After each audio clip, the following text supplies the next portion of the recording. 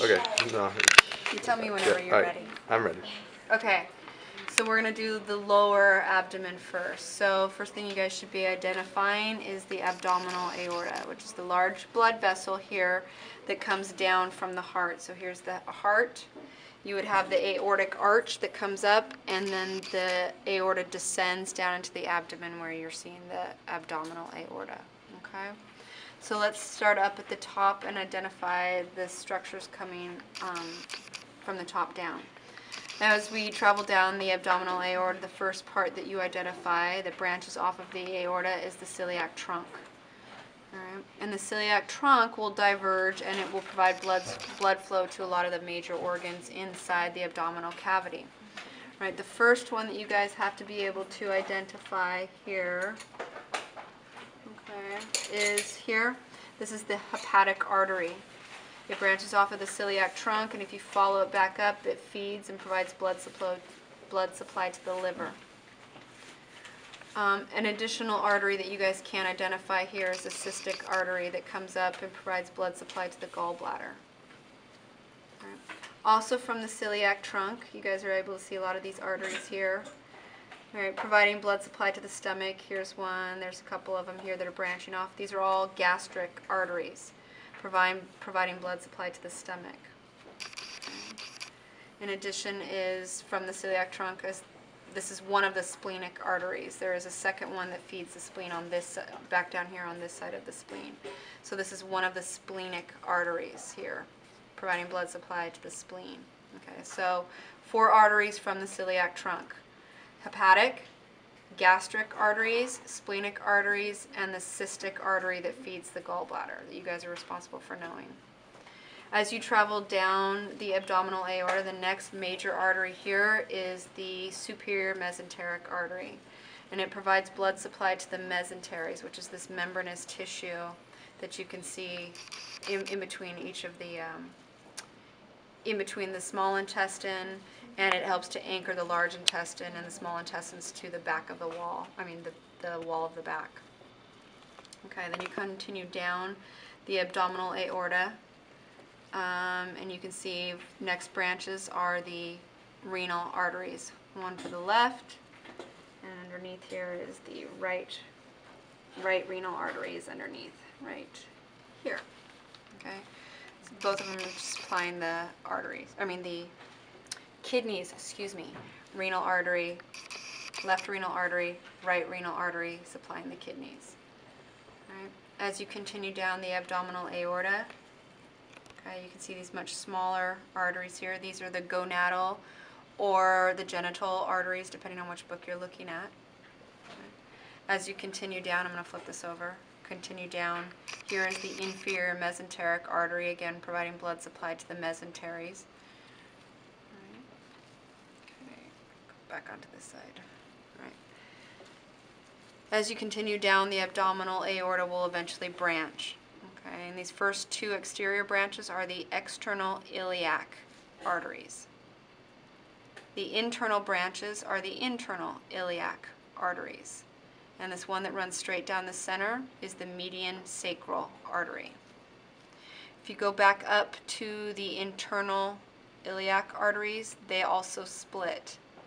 They will split into the umbilical artery on top and the gluteal artery on the bottom. So the easiest way to remember it is the umbilical arteries are going to come up towards where your umbilical cord would connect to your belly button, basically.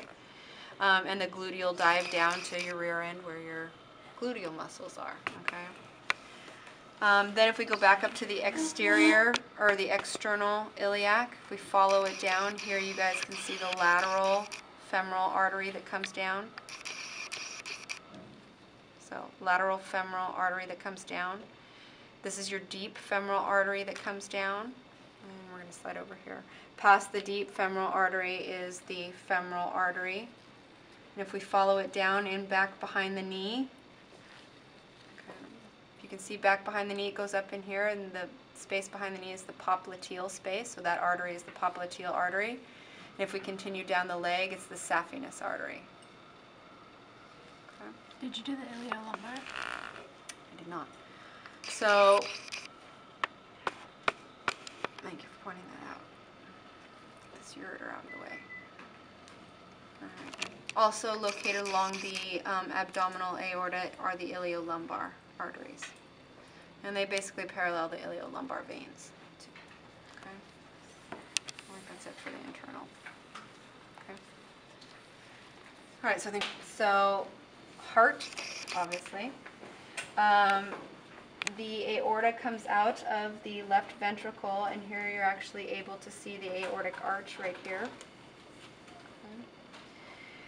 From the aortic arch, you have two different branches in the cat, which differs from humans. The first branch, as we leave the left ventricle and come up the aorta, is the brachiocephalic. The second branch is then the left subclavian. All right, so the left subclavian comes up, and it's actually cut in this cat, so we're not going to use it to learn the regions of the artery. We're going to move over here. So here's our brachiocephalic. The brachiocephalic comes up, and we have a couple of different branches on the brachiocephalic. So it continues up here, and it will continue out to form the right subclavian. But we also have branches for the right common carotid and the left common carotid arteries. These are easily identifiable because they parallel the trachea, and you guys also were responsible for identifying the phrenic nerves, or excuse me, the vagus nerves that parallel the carotid arteries. So we're going to go out to the right subclavian. And here, the first artery that branches off is the internal mammary artery. Then we have some smaller arteries that branch off here. You're going to have to forgive me, I'm going to dig here for a second. There's three smaller arteries that are present. The furthest away from the carotid is the thyrocervical. The next closest is going to be, let me see, you guys have all three here, right? So, what's that one? Okay. All right, so let's do it this way. So here's the brachiocephalic.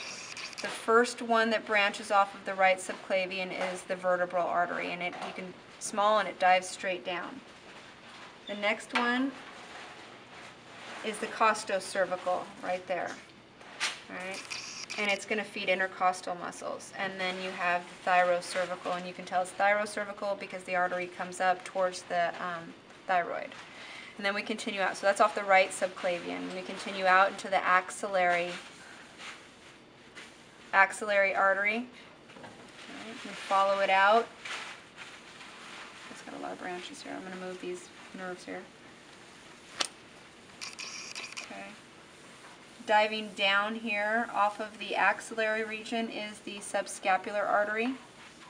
Okay, it goes down and provides blood supply down into the subscapular muscles. And we continue out, and this is your brachial artery. Continues out into the arm. The brachial artery will eventually branch into both the ulnar and the radial arteries. I think that's it, right? And the long thoracic. Oh, long thoracic. You guys have on this side. We'll do the long thoracic. Let me see. You guys have it off this side? No. Okay. The long thoracic continues. This is the long thoracic that comes down here. It's broken. So right here. You can see that it actually comes off here in the axillary region down. Okay, and you'll find one both on the left axillary and the right axillary regions. Okay. Is that it? Okay. Does that also, Yeah. the long thoracic, it goes to the latissimus dorsi? Dorsi, it's going to come down, so this, yeah, it's going to blood vessels, but it will continue to branch further once you head down, as you continue down further into smaller and smaller arteries. So remember in the long thoracic, when we talked about the nerves, the long thoracic innervated the intercostal muscles. So the long thoracic artery is also going to innervate some of your intercostal muscles as well.